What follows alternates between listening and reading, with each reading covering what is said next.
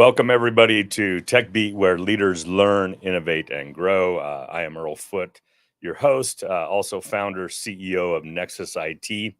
Nexus IT is a white glove IT support, cybersecurity, and cloud firm based here in downtown Salt Lake City, Utah, where my friend Mo and I are at, and servicing businesses nationwide with those services. I'm gonna introduce in a moment my homie, my good friend Mo Reeder, who we've known each other for a good time, and we've been brothers since we've known each other. But before I do that, quick reminders: Tech Beats now on all major podcast platforms in audio and video format. Spotify, Apple, iHeart, Google, wherever you consume your podcast. We would appreciate your support. Go follow us, listen to the episodes. You can consume them however you want, whenever you want. After these live, format podcasts, we'll try to take some Q&A throughout the hour or at the end if we've got some good questions. So wherever you're joining us from, feel free to chat in the comments on whatever platform you're on, and we'll try to keep an eye on those. Just want to shout out and say thanks to Mallory Lovestad, our manager of branding and marketing here at Nexus IT, who is in studio with us and managing all this and did all the promo and everything for it and all the arrangements. So let's get to the man of the hour, Mr. Mo Reeder. Mo is a husband, father of 3 boys, like myself, drummer with boys who are, you got a drummer and a rapper coming up. Yep. Yeah, right. For sure. Amazing kids, by the way. Yeah. Yeah. And your wife, Allie, right? Tori. What's this? Drummer and ally. Okay, I'm reading this wrong. Okay. She'll think that's funny. Mo's wife, Tori. I hope she watches that. I know Tori. I met Tori. You know Tori? And I called her Allie. That was yeah. Ally. Yeah. Okay, you're a drummer and an ally. There we go. Yeah. Mo is the co-founder and CEO of V-School, where he leads global efforts in social impact and business development.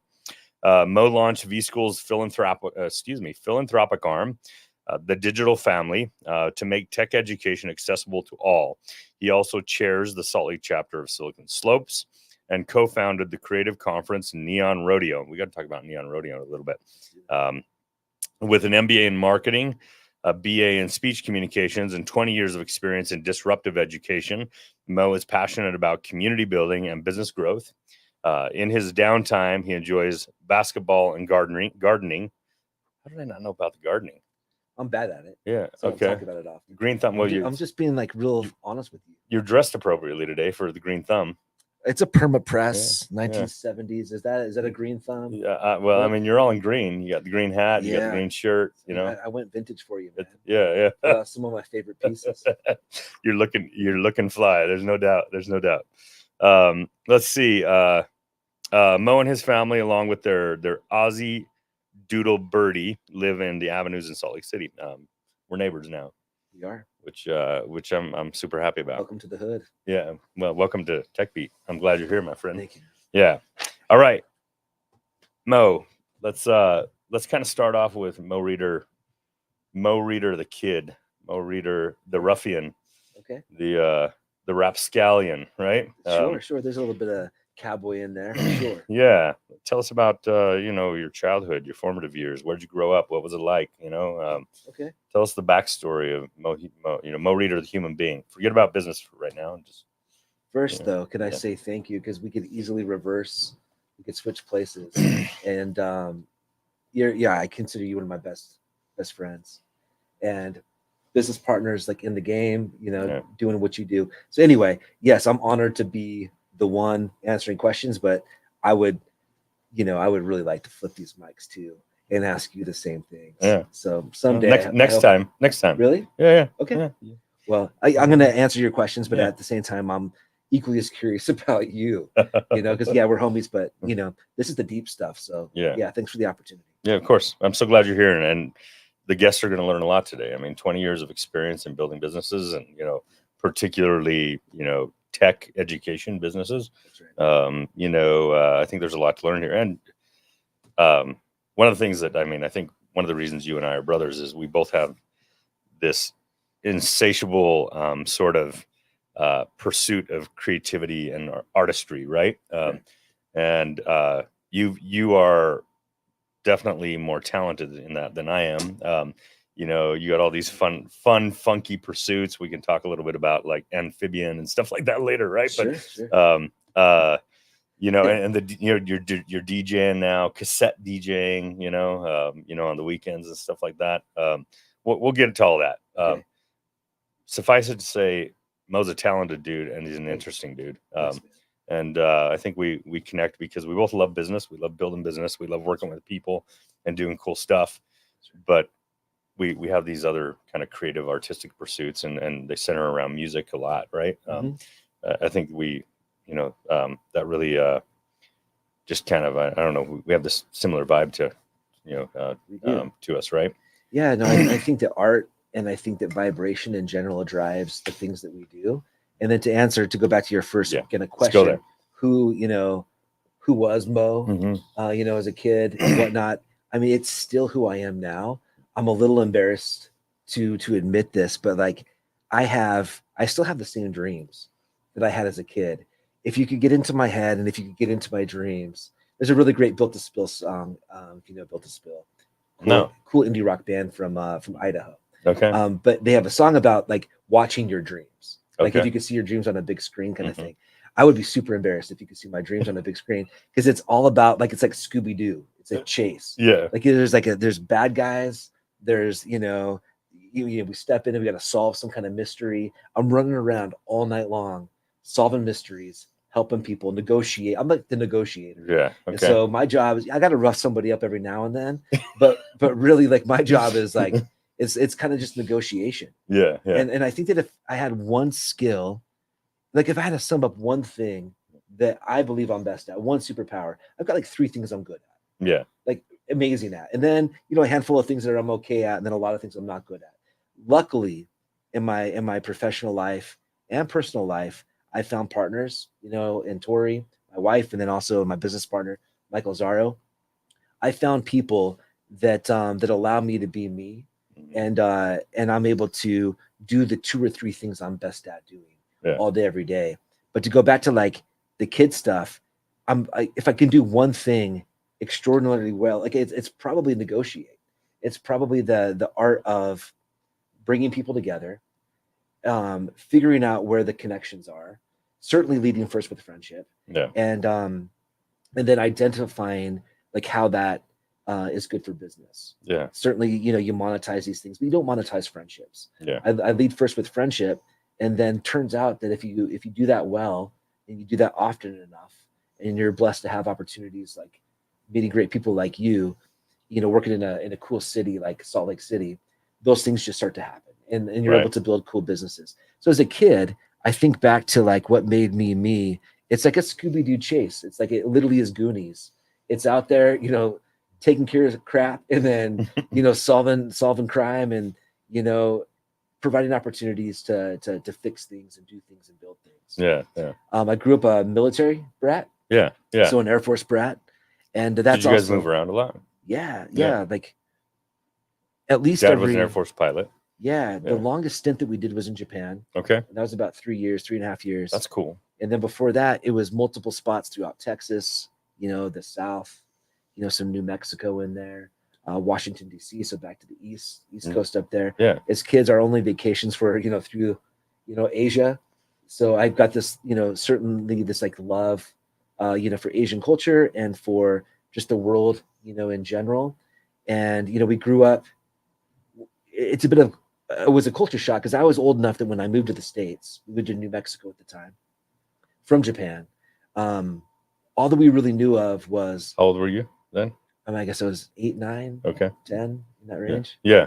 And just so for me, it was kung fu. Like it, you know, the only thing that we really cared about, we didn't know about Michael Jordan. You know, when I moved to the States, it's all about, you know, basketball, and you know, I was like Pistol Pete. I was out in the snow. When we moved to Utah, it was all about, you know, hoops. And so I was in the snow, you know, dribbling on, you know, railroad ties, you know, bloody fingers, bloody knuckles, trying to get good enough at a sport.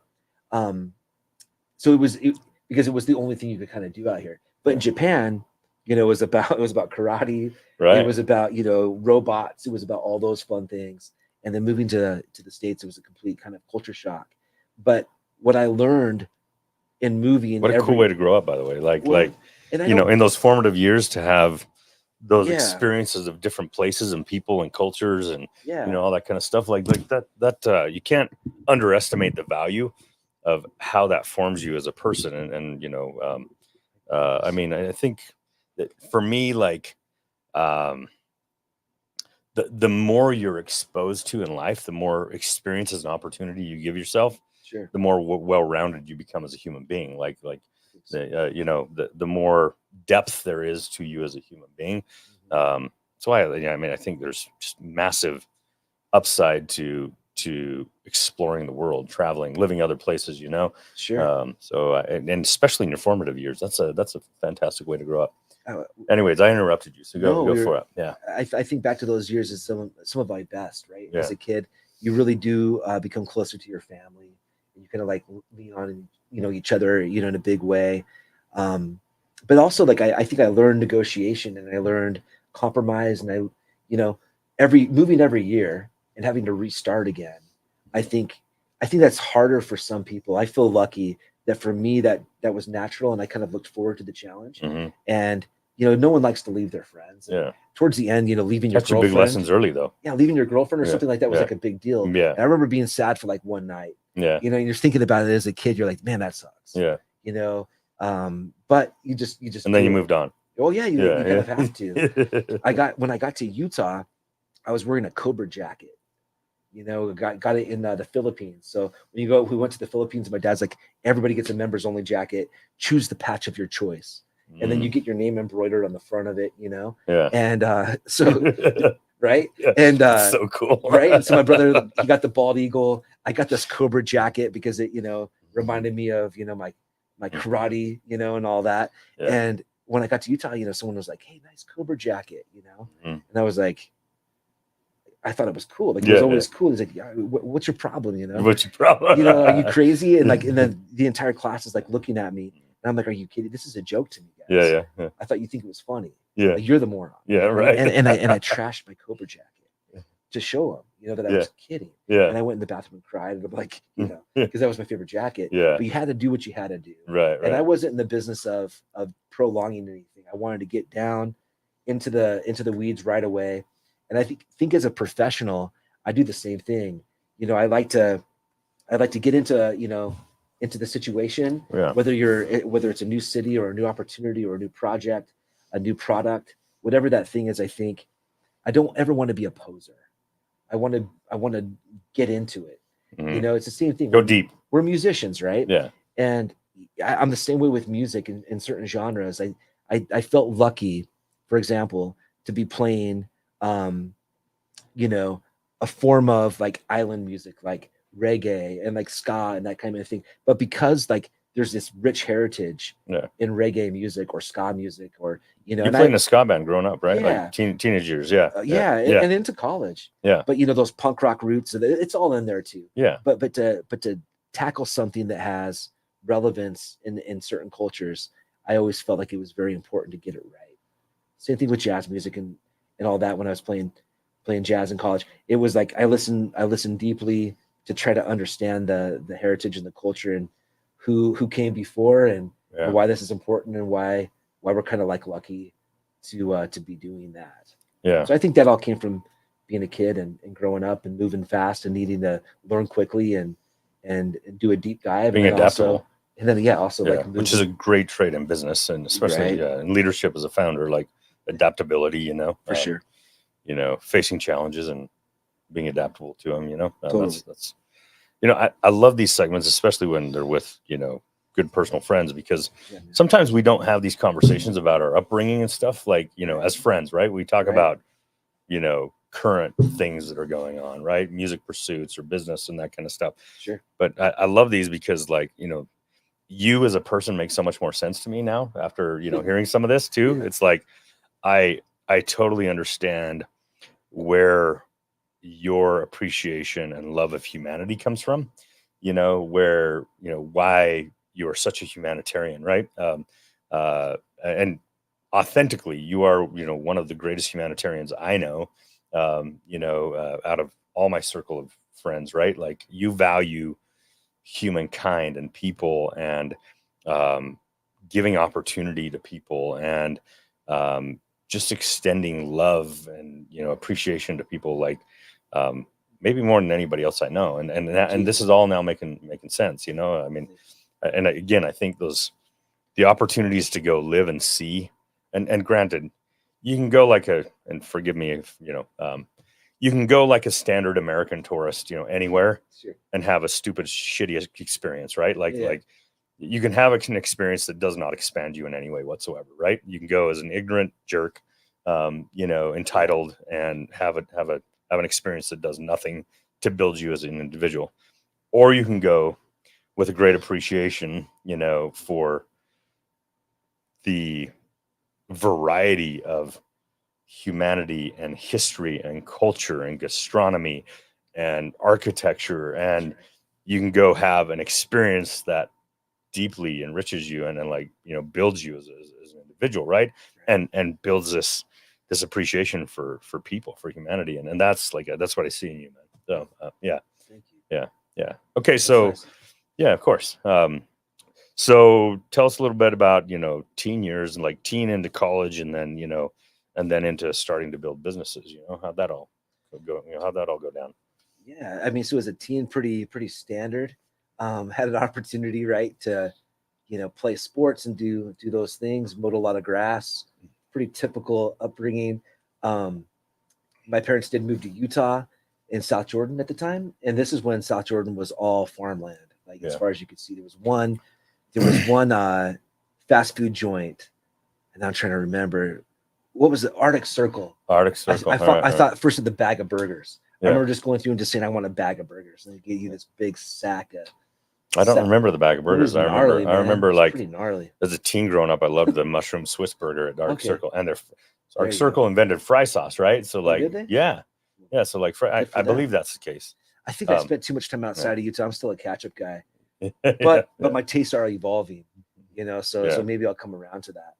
Yeah. I did see a guy with the fry sauce tattoo the other day, with it spilling out over the spires of the Salt Lake City Temple. Yeah. His whole arm was just like tribute to the city, and the fry sauce out over.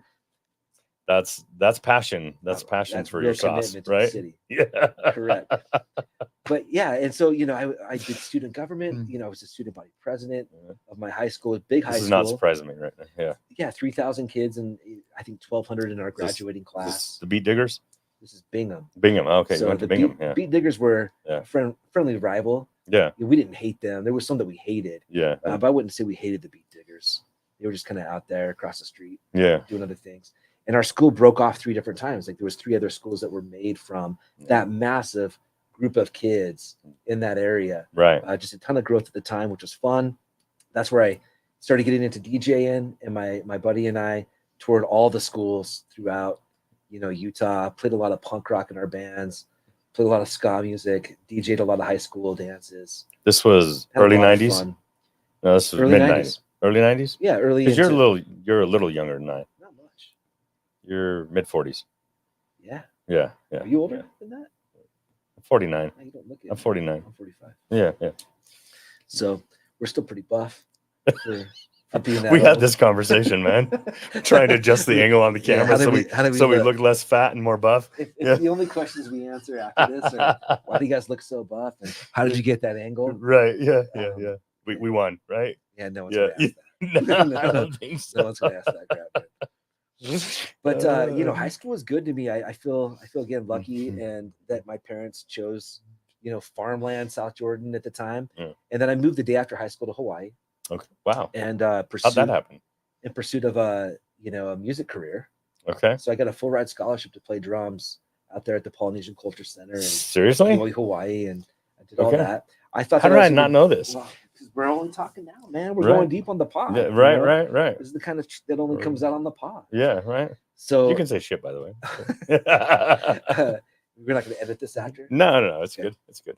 Yeah. But yeah, like I've always had music in the bones, and my mom, bless her heart, she didn't want me to play drums. drums. Yeah. And I My parents didn't want me to play drums either. I when told did. her, right? I was like, Yeah. look, this is just it's about concert drums, and I'm gonna be in the band. I'm gonna do the symphony, Right. timpani, and Yeah. the minute I got a drum, I started a rock band. Of course, yeah, I apologize. My dad, he was a little bit more, I think, open to that. But even he, I'm sure that stressed him out. But my parents wanted me to be the concert pianist, sure, which I grew up playing, and then great. and then when I was like 12, and I was like, "Can I please do drums? Right? Can I please do drums?" You're a great guitarist. I didn't know you played drums. Yeah, I did from like 12 to 18. I did junior high and high school. I played drums, and I probably couldn't play them for anything now because I haven't really played since, right? But because I went to guitar and then bass, after. But it's like a bike. But yeah, I mean, I can probably figure it out. But yeah, man, like that was much to my parents' chagrin, especially once I got them to get me a drum set for a birthday. I think it was Christmas. Yeah, that was. Yeah, right. yeah. And my dad's like, we didn't have a garage. We had a carport, right? So like now today, like if you could get electronic drums, right? Just put the the headphones on, that'd work. But yeah, that was the bane of my parents' existence when I was a teenager. But I was talking to my buddy just yesterday. We're starting to jam now again. Yeah. He's got a great recording space called the Birdcage out in Sugar House, and so these old bandmates of mine, we're getting back together, and it's a fun thing to do. Yeah, we don't do it as often as we want, but that's rad. Still playing good music. But the takeaway last time was he said something. I'm like, wait, say that again. But it was like, it's simple, but it was humans playing music, and so it's not like there is something really special about humans just making and playing music, not just listening to it, not just. And I love electronic music too, but there's something very special about hitting a drum. Jamming with the band, right? Jamming with the band. A little closer on the mic. Okay. There we go. Oh man, like one of my favorite things to do in life, man, is to just jam. Like just jam. Like sit down with some musicians and just say, okay, we're gonna go in the chord of E, right? E minor, whatever, right? In the key, I should say, in the key of E minor, and you just the drummer starts banging away at something, and and then you as the bassist start picking up on what the drummer's doing, and you get a nice little groove, right? And then guitarists come in, and like you just like making music on the fly. That's right. That is one of the most euphoric feelings. Like it really is. When you are connected on a level with other musicians where you are literally inventing music, in the moment, there are few things in life that are more euphoric than that. I agree. Yeah. 100%. It's like a time warp. It's like a euphoric is a great way to say it. It really is like an out of body experience. Yeah. Well, if we weren't on a business podcast, there's another way I describe it. But we should try doing that. Yeah. We should try jamming. We haven't jammed. I mean, we've never at my house we jammed, a little bit, like messed around, guitar, and messed around, but getting into that headspace. Yes. Yeah. So I went and did that in Hawaii, and I decided pretty quickly that I wasn't, to be a music major. Yeah. I wasn't. Oh man, you got to be studious. You got to be like studious, and you have to be so obsessed with your horn. I don't want to talk crap on the program, right? But let's be honest, we're in Hawaii, and everybody was pasty white. Yeah, right. Well, they just played their horn all day. They ate ho-hos out the machine. Yeah. Everybody dated the same female. Yeah. It was just a bunch of dudes. But you're in Hawaii. There's a lot of surfboards and bikinis. Like I'm a kid still. Yeah. And so punk rock was still in the veins. I really cared about music, but I cared more about business. I cared more about starting things and building things, and that was also in my blood. My grandpa was an entrepreneur and an MBA, grad, and lived his whole life, as a salesperson and as a builder. And then my other grandpa was a farmer, which is the same thing. It's about cultivation. Sure. Yeah. It's about, getting your fingernails dirty and doing hard work. And then my dad's, he's a soldier. And so that whole love for country and just figuring out how best we, do this, this little experiment that we have.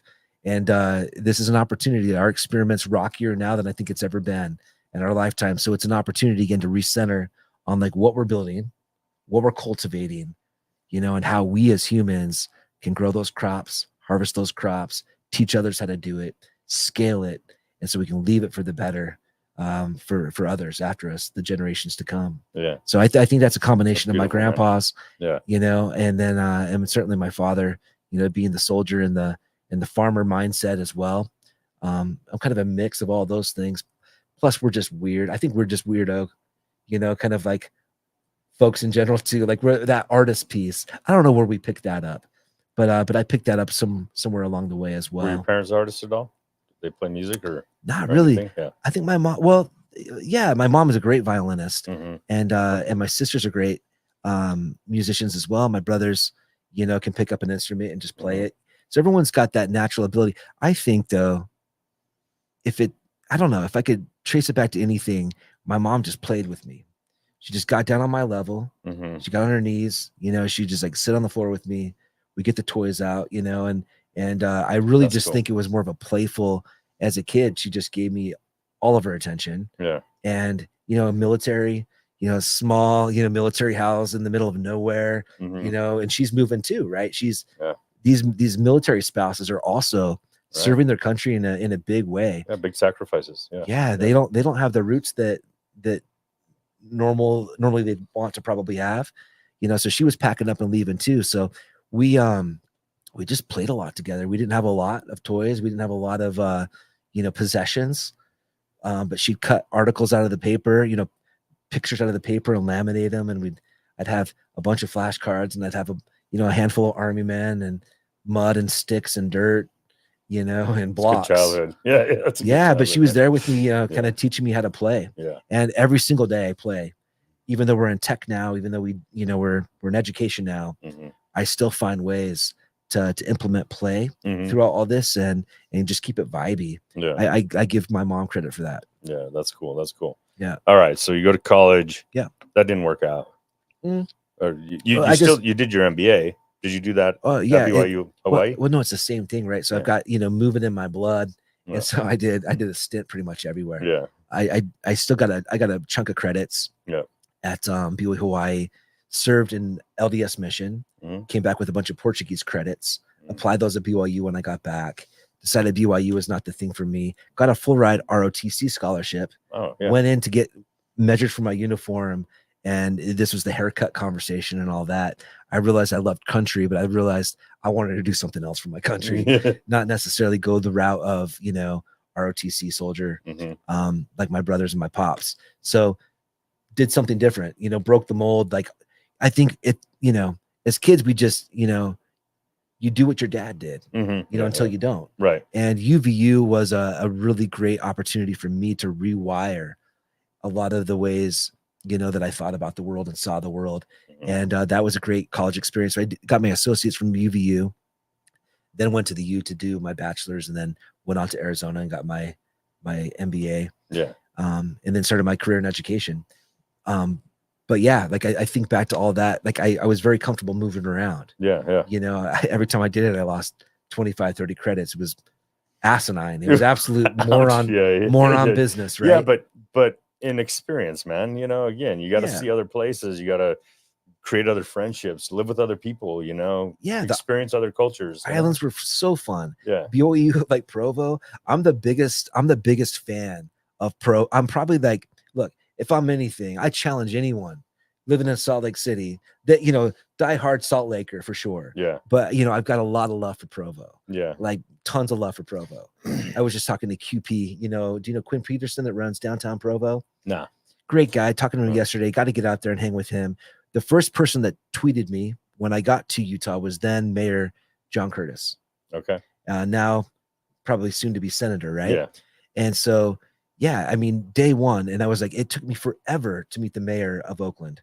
It took me forever to meet the Black Panthers and to get in cahoots with all these great people, because most of my adult life all my career was in the Bay Area. Yeah. So from college, we went to the Bay, and we did that for 10 years. And we've been back here now in Utah for almost 9 years. Yeah. So we've been here now a good stint.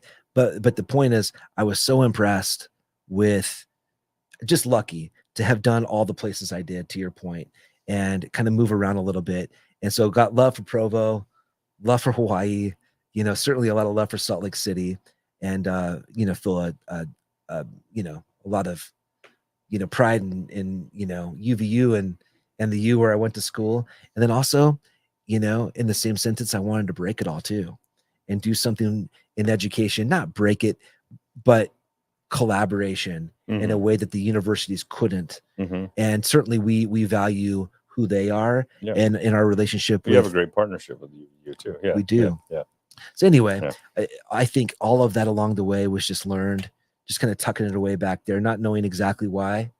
At the time, it made sense to move on and do these things, but now it does. Like, we've managed to make a business out of these learnings. Right. So in the Bay, you helped start up General Assembly, or help manage General Assembly. Yeah, I ran GA for San Francisco. Yeah. So big campus. You know, I think we had something, I don't know, some 30 employees maybe. So big operation. But no, I was the GM or the director of the San Francisco campus. But that started in New York. Okay. Some really smart guys that ended up. They were right on the cusp. I mean, they were one of the first coding boot camps. Chicago came like slightly before, and then, you know, New York, and then San Francisco, and then at that point, there was an old GA office. Well, they just before COVID in the office building we were at. They were going to come to Salt Lake. They had an office space and everything, and then I'd heard about that, and then it never got populated. You know, competition that we never luckily had to deal with. Yeah, because they're very good, and so I did that for a full year with those guys. And then spent some time at UCLA Extension as well, and ran admissions and sales for UCLA Extension and their tech programs. And then from there, moved to Utah to be the GM of Dev Mountain. Dev Mountain, yeah. So that was kind of Dev Mountain was kind of the OG in dev schools in Utah. Like, I mean, they were, but Michael Zarro, my current partner, started Coding Campus at the same time that Dev Mountain came around. In fact, I went through the records, and as far as I could tell, Michael Zarro had the first co-working space before there was a term for co-working. Okay. That's a coffee pot in the middle of a room. Yeah. You know, multiple people giving you rent. So you're kind of this like rent collector, but bringing in lots of similar minds, you know, and synergy in that I hate the word synergy, lots of vibration, you know, and getting similar minds around a table, carving out little spaces together and kind of co-working and co-living. So I believe that Zarro was the first one to do that in Utah. And then Coding Campus, I believe, came a week or two before Dev Mountain, but it was in the same, absolutely in the same like month. Yeah. You know, crazy. And then Dev Mountain was acquired. Yeah.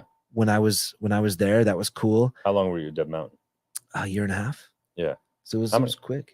It was okay. It was short. Dev Mountain, I mean, Dev Mountain educated a lot of engineers, a lot. They did. Yeah. They did. They still do. Yeah. Still do.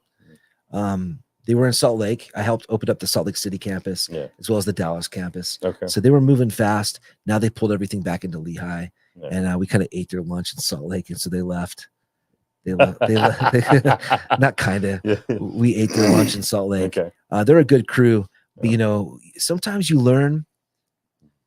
often learn what you want to do when it's your turn. Yeah. And then for me, in my existence, in my professional life, I've learned as often what I didn't want to do when it was my turn. Yeah. So each one of these people, to me, I consider an angel. You know, someone in your life at the right moment, at the right time, to give you that mentorship, to give you that experience, and often those angels are people that you take a step back. You're like, I will not do that when I have the opportunity. Yeah. So I'm equally as grateful for those life lessons that, of course, I don't want to implement. Right. Yeah. When we finally, you know, when you have your own thing. Right. Right. So yeah, I learned a lot of good things. I learned a lot of things that we wanted to do better. So you and Zarro connect. Yeah. And you come up with this idea for V School, which is, you know, a minority / veteran focused dev school. And we'll talk about kind of the evolution into cybersecurity and all that kind of stuff as well. Right. But how long ago was this? We're approaching like 9 years now. Yeah. Well, I think it's 8 years because I've been in Utah 9. Yeah. So Dev Mountain for a year. Yeah. We're talking about like a little over 8 years, 8.5 years that V School's been around. Yeah. So tell us about that. Tell us about kind of where, you know, how that all got started and why you guys decided to focus in on the niche that you focus on.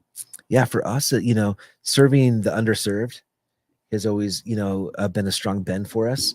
And it's basically like tech is for everybody that wants it, right? Tech should not be exclusive. It should not be a boys club.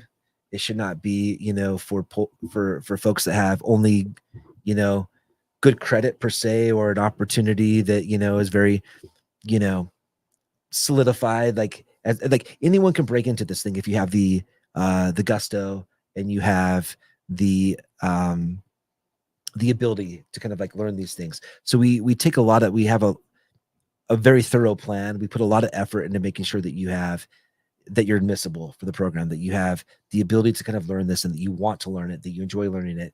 So the whole process to get into V School, not to talk, crap on, the good folks out there, the competitors of the world, but it's quite common, for folks to check for a pulse, a heartbeat. Do you have money? Are you alive? Yeah. Okay, you'd be a great fit for this program. Yeah.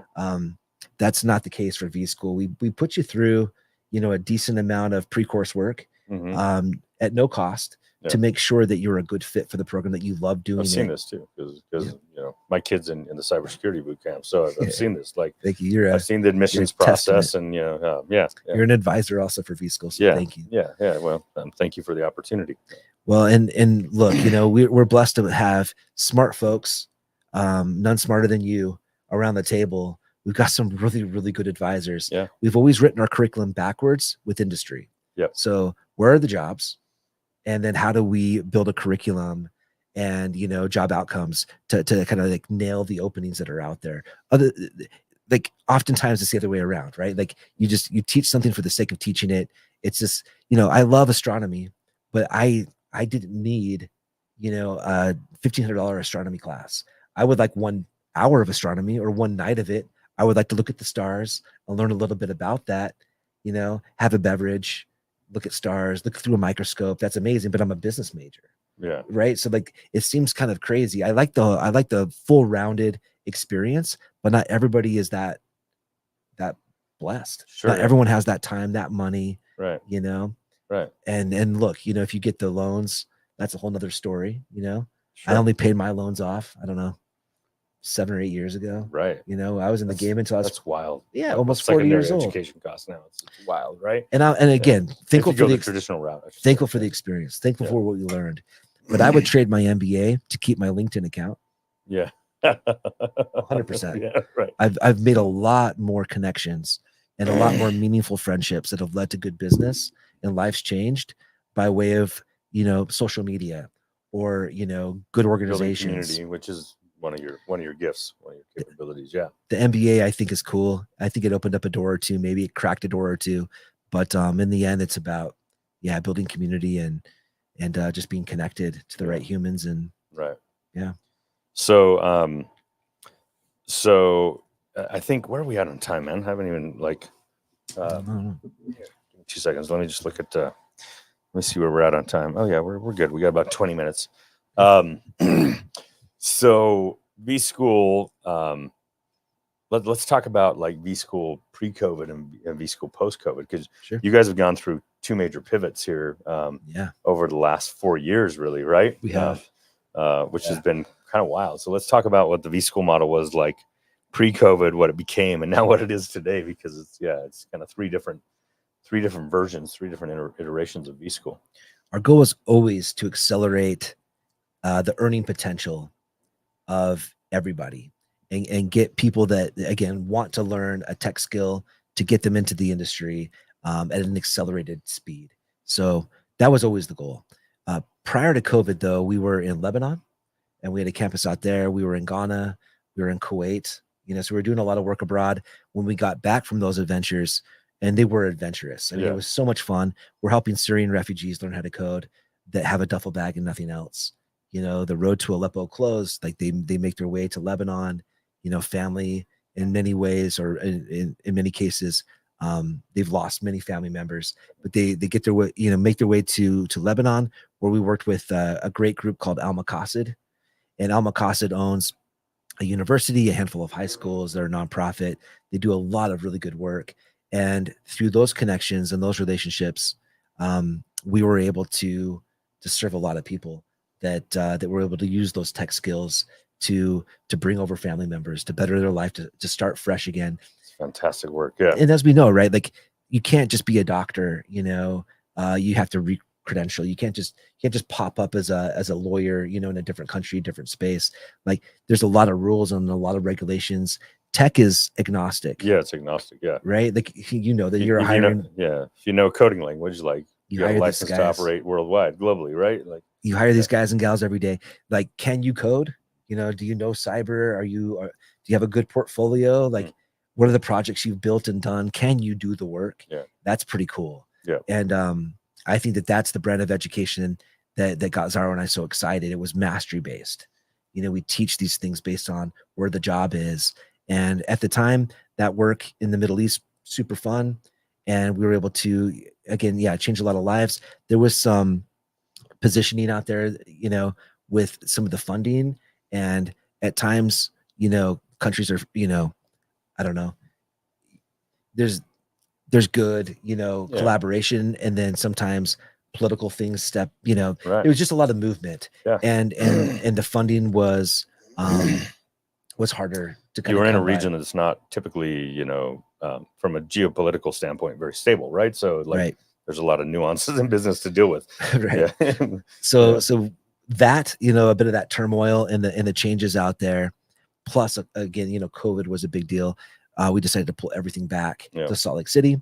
We now have an in-person campus again in Salt Lake, which is really amazing. So pre-COVID, you had an in-person campus. Like you had leased out bedrooms, right? You leased out apartments. And we even had campus free right housing here in downtown. Yeah. So like you enrolled in V School. Yeah. It came with your, it came with your dorm room. It did. Yeah. Yeah. You got a bus pass, you know, we got you a MacBook. Yeah. We made sure that you had, you know, a great place to live downtown. We leased some, you know, 30 some odd beds at the Brigham Apartments. Yeah. We also had some spaces across the freeway, but lots of space to kind of learn and live. It was a full on immersion. Yeah. And COVID changed all that. It opened up our, I think, minds, and we wrapped our heads then around, you can do a lot of this work comfortably from home. I remember watching you guys do your pivot. I remember like you and I talking, and like, I was amazed at how quick you guys went from, you know, in-person presential, you know, classroom to a full online program, like in a matter of a couple of weeks, you know, and like you guys figured out this pivot and went like, we're going to be operational. We're good. Like, you know, our students are going to be good. It was pretty awesome to watch. Thank you. I got to give credit to Zaro. Like we always had an online campus. Yeah. Even when we were humming and we had, you know, everybody in person, we still had this online piece, and Zaro was building that out behind the scenes. So we really had a leg up on it. The pivot, the quick pivot that you saw, it was really a lot of work that was happening under the, you know, behind the scenes, you know, under the current. And so when the time was right, that was just like a really amazing kind of guess that, you know, we'd want to branch out and do more online. We were able to flip that switch pretty quick. And then also credit to the government. You know, those loans came in right when they needed to. Yeah. Yeah. You know, we only had, I think, one person quit in that, you know, in that time, and he just wasn't cut out for it. Yeah. You know? Yeah. So what a weakling. Not even, I'm just kidding.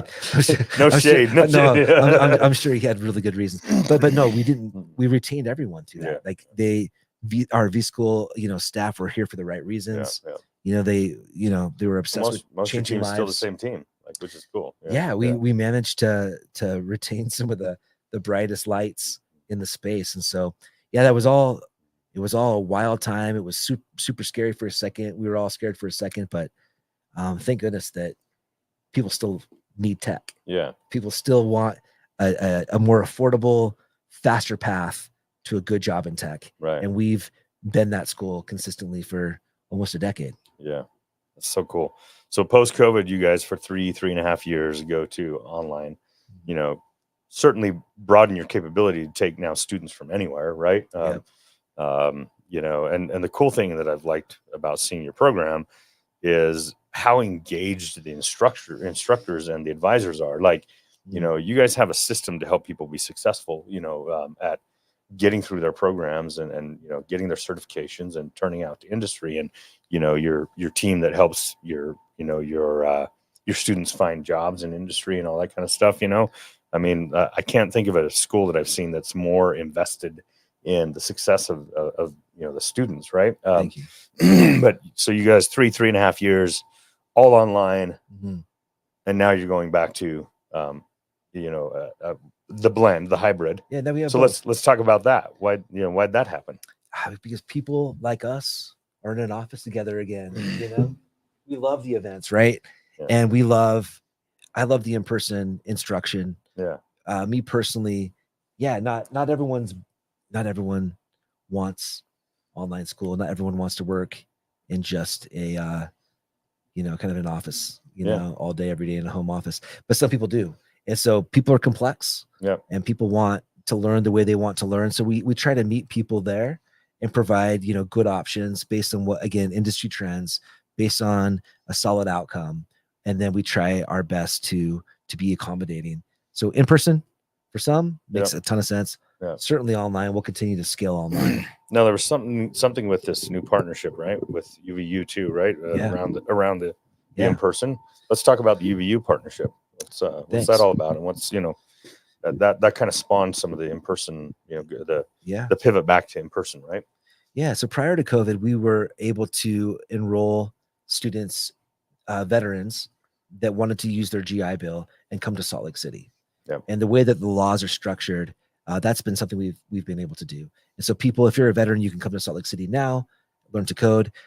The laws are set up though. It's a bit strange where if you're an online school, you have to have accreditation. I think that these laws were made at a time when online schools were new, and the government wanted to just understand, make sure that the quality was high. Mm-hmm. So they really leaned on these accredited universities to teach the online school, which is kind of ironic because the tech startups were the ones that had the best online platforms, right? And I can attest to that. Like, course, yeah. Running circles, I've taken online classes at great universities, and I've taken online classes, and I've instructed students in this way too. I've taken a lot of online classes at for-profit universities, and the quality oftentimes, certainly the technology side of it was with the for-profits, but we can't control that. So we would rather partner with universities to be able to help more people. And so that was the partnership with UVU. It opened up the opportunity for us then to lean on their accreditation. And so it's our instructors, it's our curriculum, but it's their certificate. So you do get a V school, kind of stamp, but this is a UVU cert that comes from UVU, and we're in the course catalogs and able to now assist veterans across the entire globe that want to utilize their GI Bill and get a tech, education, for software development or cybersecurity, or UI UX, and that opens. So those three, design, full stack web development, and the cyber certificates that we have. But that opens it up. We're now about 70% veteran. Yeah. So super military friendly. Mm-hmm. There's a lot of spouses in there too. So not just the veteran that served, but also the families of those service members. Nice. And what a what a cool school. Yeah. You're doing a lot of good. Well, man. I'm just so thankful, and it's so fun. Right. These are the people that I want to spend time with anyway. Yeah, this going back to your roots and your dad's service. These are in the Air Force, and you helping these people transition out of military careers into tech careers. I mean, there's just a lot of kind of substance and depth to this whole thing. And as a father of a military man, I can appreciate this. And I never thought I'd be the father, of a military man, but I'm proud of my Marine. He's a good guy. Yeah, he's a good kid. I broke bread a couple times with y'all. Yeah. I sat down with the Foot family. Hey man, a time or two. Yeah. We ate some fish. Mr. Reader's always welcome around our table. I always feel welcome. Yeah, but what a blessing to serve those that give the ultimate sacrifice for us. Yeah. So to be able to help them with this piece is awesome. Yeah, totally. Yeah. And thank you guys for, for having a heart big enough to do something meaningful. Right. And again, not just because, 70% veteran, and 30% primarily focused on minorities, those that have less opportunity, right? And you guys at V School, building programs and Yeah. and ways for people to get educated that might not have the opportunity otherwise, right? And give them a leg up, somebody who potentially, may have no real career prospects, but, they get into V School, and 4 months, 6 months later, they've got the skill set they need to go get an entry level job That's right. in dev or in cyber, and Making completely change the trajectory of the individual, the family, right? 75, 78,000. I mean, that's about the range now, the starting range for people in these professions. That's a decent career, Yeah. right out the gate. And then of course it's the stratosphere in terms of where you can take that. Yeah. The more you learn, the more profitable, you make a company, Absolutely. right? I mean, top tier engineers in software dev and in cyber, are making $150 plus a year, So, I mean, it's, yeah. Yep. I mean, we've been successful at grabbing a few of those guys and gals that have went on to industry, and they loved V School so much that we've convinced them to come back. They're almost so expensive, it almost breaks the bank. Yeah. But we've been able to bring some of these folks back that went out and crushed it for 4 or 5, 6 years, and now they're coming back to V School to continue to teach, and that's freaking cool. Yeah, that is super cool. Yeah. Yeah. So we've got great instructors. Yeah. So let's talk about the. Let's see, we got about 8 minutes. Okay. Let's quickly just talk about the cyber program. Of course, that's of interest to me. That's why you asked me to be on the advisory board. 3 or 4 years ago. Yeah. Let's talk about that quick pivot, and then let's just talk kind of about the big learnings, the wisdom of Mo Reader before we wrap up here. Well, we'll see how smart that is. Yeah. But quickly, just with the cyber program, we should have another segment on just this. Yeah. And I would like to reverse. I like to flip those mics because you're the expert in the room, but we can see the writing on the wall. We have some really smart instructors, good curriculum, solid certs around what people need to learn, to get into the industry. But essentially, like, it's already surpassed the web development program in terms of interest. Seriously. So enrollments are now, we've always been, heavy on the website, always had like a really nice UI UX presence, but now cyber is the future, and every single day there's new news about something being broken into, somebody, doing something, bad actors up and down, right and left. I think it's our responsibility as American citizens to be informed enough that it's our job to keep this place secure. Yeah. And so, there's lots of ways we do that, but in the cybersecurity world, like, that's a real need, and it pays really well. Yeah. That's cool. So now you're educating, for entry-level cybersecurity jobs. Right. So that, and that includes what certifications are included in that program? It's a handful, and we just keep adding more. Okay. All right. So getting everybody ready to go take on an entry-level, cyber analyst, cyber engineer, kind of position. Yeah. That's super fantastic. So glad to see all the good work that you guys are doing, Mo, and appreciate it. So let's talk about, we've talked a lot about the story, which has been a lot of fun. I've really enjoyed it. Thank you. 20-year career and obviously a very interesting upbringing and all that kind of stuff. If you were to pick, we got about 6 minutes. It's 6. Yeah, we're rushing through this. Pick your top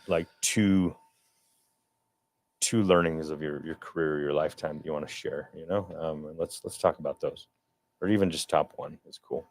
Learnings. What's the biggest wisdom you've learned? Right. What has your career taught you? What has your life taught you about building business, about life in general, whatever? What came to mind, I had the opportunity at General Assembly. One of the founders, Matt Breimer, he was like, okay, look, we're going to go to Utah. And at the time I lived in the Bay, he's like, we're going to go to Utah. He's like, bring a warm coat, bring, if you got some boots, some hiking boots, bring some hiking boots, and bring some stretchy pants. I'm like, I can do that. I got to, so I don't know what he's talking about. I feel like we're going to OR. The way he explained it, I thought it was outdoor retailer. We're going to go to Salt Lake City to look for some business development opportunities, whatever. But we came to Utah, and it was Summit Series, and it was full of the world's brightest thinkers, the brightest minds. Pick your favorite entrepreneur. They're there. And great musicians, great artists, great music, everybody coming together. And it was really this like creative atmosphere. And I was impressed because he's the founder of General Assembly. This is a school that was later acquired for, half a $1 billion, very successful school. But he had started something called Daybreaker, which was a sober morning time rave party. And now it's taken over the globe, right? And Matt Breimer's going to come to Neon Rodeo. So if you're a Utahn or if you're not a Utahn, this is something you fly in for. This is one of those moments you just fly into our city. It's like Sundance, you fly in for it. Yeah. Neon Rodeo, fly in for it. It's a creative conference, but he's gonna be one of the keynote speakers at a panel at the University of Utah. And then he's going to DJ that night at the Edison House. And so we're bringing in these experts. But I think back to Breimer, and he was, as we were meeting people at Summit Series, which is a remote, a handful of cabins up in the Eden area, and hot tubs and washrooms, and it's just like it's a ski resort that comes through the middle, and we're out there. And rather than leading with his business, which he is running one of the coolest businesses in the in the country at the time, rather than leading with that, he led with Daybreaker. And he was like, I really believe in health. I really believe in mental health. I really believe in shaking your rump, on a dance floor. And look, and I helped them. I helped, in those early days, kind of start some of the San Francisco action with Daybreaker too. But it was so fun because you knew where someone came from. They'd have a stamp on their arm, and you'd kind of see people around town, and you see everyone putting their ties on. You can see them pulling their khakis over their stretchy pants, and sometimes they didn't have time to change. So I'd go to my next meeting sometimes, wearing like a boa, in a tutu, and everyone's doing it, and it was like the best entrepreneurs dancing, and it was the quickest way to make friends. And I realized that, and it was mind blowing. It was college for me again. It was like in those early UVU days. Totally gets you into your artistic, creative vibe of Mo Reader. Well, it's like you don't have to business comes when you start with friendship, authentic connection, man. That's where it starts. And when you start with art, and when you start with culture and community, and I know that you're a big believer in this too. So I'm saying this, but you do the exact same thing. So we're just two dudes in a cool city that doesn't have a lot of sparks. But if you happen to have that natural spark, the flame here is insane. And everybody comes around the flame and wants to warm themselves up, by the flame. But I'm the first to say, part of the reason why I like Utah and Salt Lake City so much is there's opportunity, there's green space. There are not a lot of sparks. And it's at a moment in time where it's where the city is changing. It's becoming something different, right? And we have an opportunity to kind of figure out how to shape that, That's right. How to shape the future of a city that's becoming far more progressive and metropolitan, and the arts, and the music scene and all that is beginning to, become something far more engaging, right? So For sure. It's cool and we could spend a whole nother hour talking about, some of your music pursuits and DJing and your funny little side, projects. We're doing so many things out there, and, and stuff. We're getting weird. Well, the last thing I want to say, I just, yes, it's becoming more metro, and it's becoming richer and more diverse, and that makes us happy. But anchored in these mountains, and anchored in this nature, in this pioneer spirit, and valuing the heritage, the natives that were here, the pioneers that built the streets. And so that's also, I think, something that has to be mentioned, that's here, and we're all recipients of that. And then there's also so many opportunities. And so yes, it's easy. I think it's easy for people like you and I to instantly get involved, because it's just there's not a lot of weirdos yet. Weirdos are the best, Mo. Are you kidding me? They are cool. They are. I love people with a bit of eccentricity. But in the news lately, they're fun, and they're authentic. They are. You can connect on a real level. That's right. Weird in that sense. Have you been reading the headlines? Because weird is also seen as something that's a controversial. Or in the wrong way. Anyway, that's another subject too. Let's not get political. So quickly, to wrap up, tell everybody about Neon Rodeo fast and when that's going down. You mentioned it, creative conference, but tell them just a little bit more, and then tell everybody about how to connect with you and V School. Thank you. Yeah. September 14th, Neon Rodeo at the University of Utah and at Edison House. It's a creative conferences that activate the spaces. So vision, sight, sound, tech, everything coming together.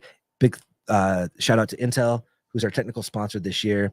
And we've got street artists that shared space, with the best of the best of the best. Mm-hmm. So not to drop names on this, but, we've got everything from, tech to art to food to everything coming into Salt Lake City on September 14th. Definitely check out V School's scholarships that we have right now. Mm-hmm. We have a full ride scholarship for a Salt Lake City resident to learn code, design, or cyber. We also have a national scholarship for a veteran to also learn one of those disciplines. In addition to that, we've got about $1 million in partial scholarships that we can allocate to many people. Yeah. And so we've got partners and friends that have helped us solidify those funds. So yeah, come out to Neon Rodeo, come out to Silicon Slopes, and we're running the Salt Lake City chapter at a V School now. Yeah. And you're the president of the Salt Lake City chapter. Yeah. Thanks. So big thanks to the shop, who have given us the Silicon Slopes a space and a place so you can come out and participate.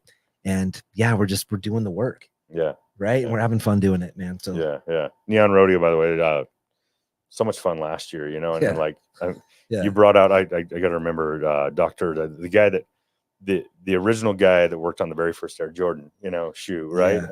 Yeah. What was his name?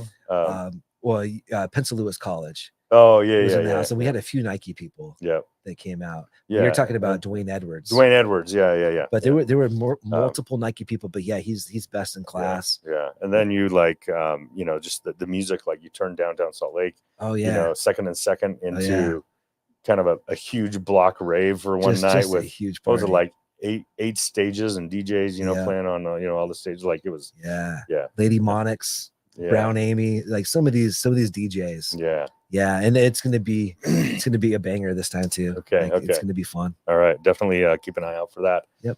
Mo, thank you for coming on Tech Beat. It's always a pleasure, a privilege to hang out with you, my man. I love you, Earl. Love you too, brother. I really do. Yeah. Appreciate you. All of it right back at you.